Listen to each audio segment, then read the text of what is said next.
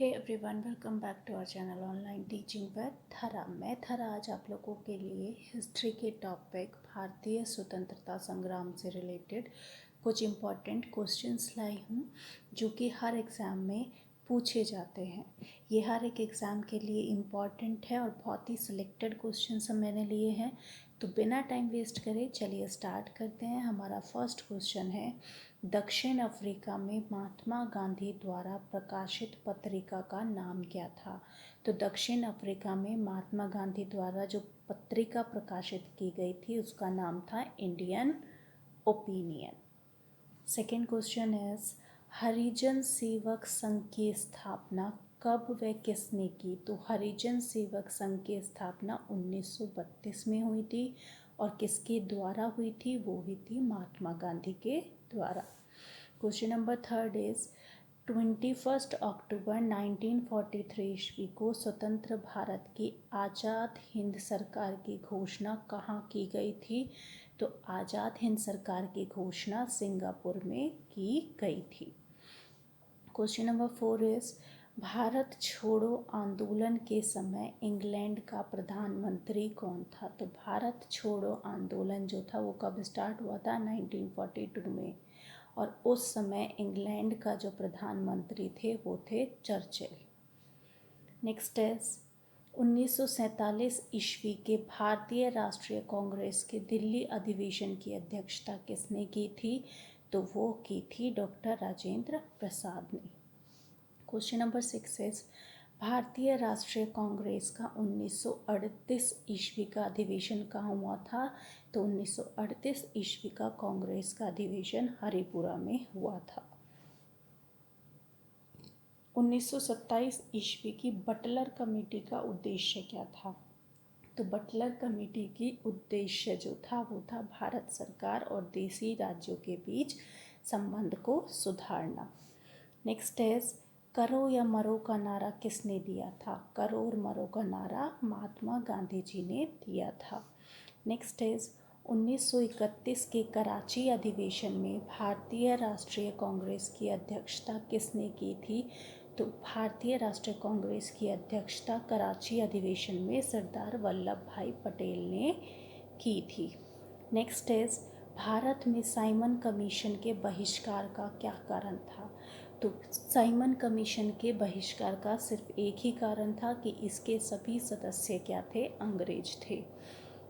गांधी जी ने किस गोलमेज सम्मेलन में भाग लेने के लिए लंदन गए थे? तो गांधी जी द्वितीय गोलमेज सम्मेलन में भाग लेने के लिए लंदन गए थे। नेक्स्ट इज, असहयोग आंदोलन के शुरू होने के समय भारत का वायसराय कौन था?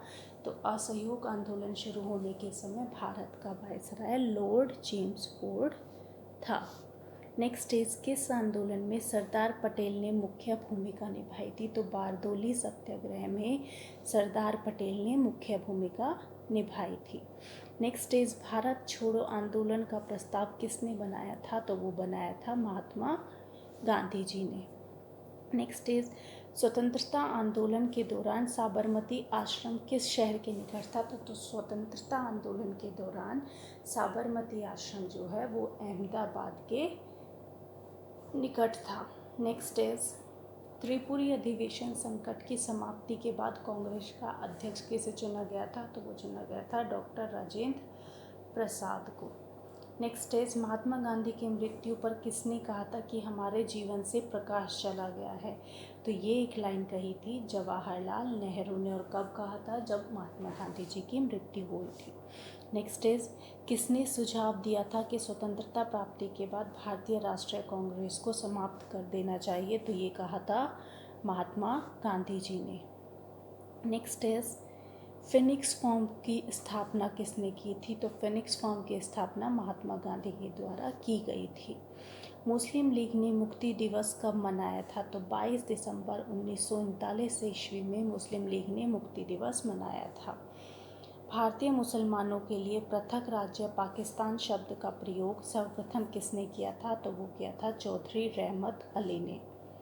नेक्स्ट क्वेश्चन इज, 1946 ईस्वी में बनी अंतरिम सरकार में राजेंद्र प्रसाद के पास कौन सा विभाग था? तो उनके पास था खाद्य एवं कृषि विभाग।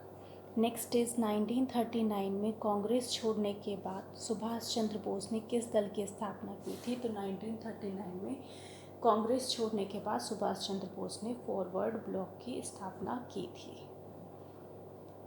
1946 में गठित अंतरिम सरकार की कैबिनेट की अध्यक्षता किसने की थी? तो कैबिनेट की अध्यक्षता की थी जवाहरलाल नेहरू ने। नेक्स्ट इज किस अधिनियम में भारत में पहली बार संघीय संरचना प्रस्तुत की गई?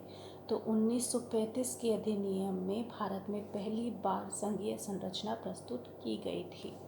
नेक्स्ट इज 23 फरवरी 1942 को रॉयल इंडियन नेवी के विद्रोहियों को आत्मसमर्पण के लिए किसने राजी किया था? तो आत्मसमर्पण के लिए राजी सरदार पटेल और मोहम्मद अली जिन्ना ने किया था। नेक्स्ट इज भारत पाकिस्तान के बीच विभाजन किस योजना के तहत हुआ था? तो वो हुआ था माउंटबेटन योजना के तहत। क्वेश्चन नंबर 28 इज 1947 के बाद किस राज्य को भारत संघ में सैनिक कार्यवाही द्वारा बलपूर्वक मिला लिया गया था? तो हैदराबाद को बलपूर्वक मिलाया गया था। कब? 1947 के बाद। क्वेश्चन नंबर 29 इज स्वराज दल की स्थापना किसने की थी? तो मोतीलाल नेहरू और CR दास ने स्वराज दल की स्थापना की थी। लास्ट क्वेश्चन इज किस कांग्रेसी नेता को भारत का महान वृद्ध व्यक्ति कहा जाता है? तो दादा भाई नौरोजी को भारत का महान वृद्ध व्यक्ति कहा जाता है। तो ये थे टॉप 30 क्वेश्चन भारतीय स्वतंत्रता संग्राम से रिलेटेड। अगर आप लोगों को क्वेश्चंस पसंद आए, वीडियो पसंद आए, तो please like and subscribe my channel. Thank you.